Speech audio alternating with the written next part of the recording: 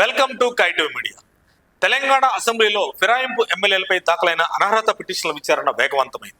Station Ghanpur MLA Kadiyam Srihari, Khairatabad MLA Danam నాగేంద్రకు సంబంధించిన కేసుల్లో స్పీకర్ సమక్షంలో కీలక పరిణామాలు చోటు చేసుకున్నాయి. బీఆర్ఎస్ నుంచి కాంగ్రెస్ లో చేరిన కడియం శ్రీహరిపై అనర్హత వేటు వేయాలని కోరుతూ బీఆర్ఎస్ ఎమ్మెల్యే కేపీ వివేకానంద దాఖలు చేసిన పిటిషన్పై నేడు విచారణ జరిగింది. అసెంబ్లీ స్పీకర్ ముందు వివేకానంద హాజరు కాగా కడియం శ్రీహరి తరపు న్యాయవాదులు ఆయన్ను క్రాస్ ఎగ్జామినేషన్ చేశారు.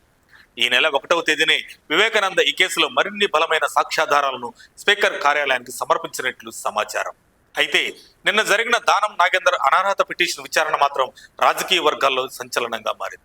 ఫిర్యాదుదారులైన పాడి కౌశిక్ రెడ్డి, ఏలేటి మహేశ్వర్ రెడ్డిలను దానం తరపు న్యాయవాదులు విచారించారు.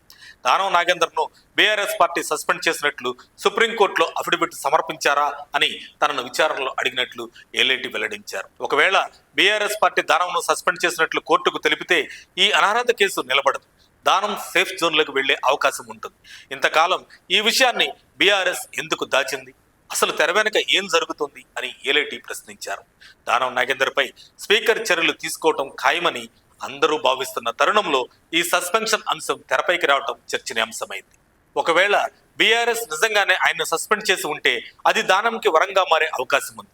మరి ఈ ట్విస్ట్ల నేపథ్యంలో స్పీకర్ ఎలాంటి నిర్ణయం తీసుకుంటారో వేచి చూడాలి. మరిన్ని అప్డేట్స్ కోసం మా కాయ్ టీవీని సబ్స్క్రైబ్ చేసుకోండి. మా వీడియో కనుక మీకు నచ్చినట్లయితే లైక్ చేయండి, షేర్ చేయండి. మీ విలువైన అభిప్రాయాలను కామెంట్ బాక్స్లో తెలియజేయండి.